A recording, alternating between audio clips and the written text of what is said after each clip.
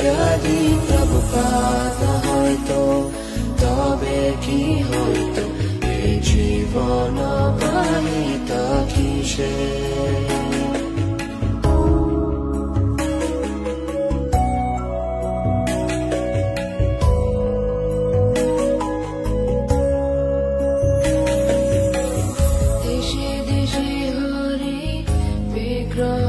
সেবা আরতি রাত্রি দিনে দেশে দেশে হরি বিগ্রহ সেবা আরতি রাত্রি দিনে রথযাত্রা